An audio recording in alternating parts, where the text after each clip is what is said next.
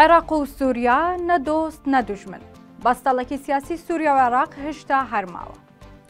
وەزیری دەرەوەی سووریا دوێنێ گەیشتە بەغدا. هاتنی بەرپرسە باڵەکەی سووریا بۆ یەکەم جار دوای ڕوخانی ئاسەد دێت. ئەوەش دوای ئەوەی سەرەتای ئەمساڵ عێراقیش بەرپرسی دەستگای هەواڵگریەکەی ڕەوانەی ئەو وڵاتە کرد. پێشتر ئەحمەد شەرە بڕیار بوو سەردانی بەغدا بکات، بەڵام دیارە فشارەکانی ئێران و ڕۆڵی لە سیاسەتی عێراق ڕێگر بووە لە سەردانەکەی شەرع بۆ عێراق. لەمیانی پێشوازی لە وەزیری دەرەوەی سووریاش سوودانی ئاماژەی بەوە کرد کە عێراق نایەوێت هیچ پێکهاتەیەکی سووریا مافەکانی پێشێل بکرێت. ئەمەش وەک ئاماژەیەک بۆ هێرشی سەرعەلەویەکانی ناوچەی لازقیە و تەرتوس کە هێزەکانی سەربەدەسەڵاتی ڕاگوزەری سووریا لە 2 هەفتەی ڕابردوودا هێرشیان کردە سەریان و شەڕێکی تند لە نێوانیاندا دروست بوو.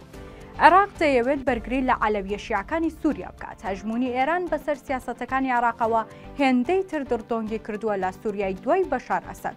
هەر بۆیە پێناچێت بەستەڵەکی پەیوەندیەکانی نێوان عێراق و سووریا هەروە ئاسان بتوێتەوە. عێراق و سووریا لە قۆناغێکدان کە نەدۆستن نەدوژمن، بەڵام هەردووکیان بە هەستیاریەوە بەرامبەر یەکتر دەجوڵێنەوە. دیمەشق لەژێر چاودێری و فشاری تورکیا و وڵاتانی ئەوروپا و دۆخی ناوخۆیی خۆیدایە. عێراقیش ترسی هەیە لە سیاسەتەکانی شەرع و سووریای نوێ. لەم نێوەندەشدا ڕوون نییە ئاسۆی پەیوەندیەکانی دیمەشق و بەغدا بەرەو کوێ هەنگاو دەنێت.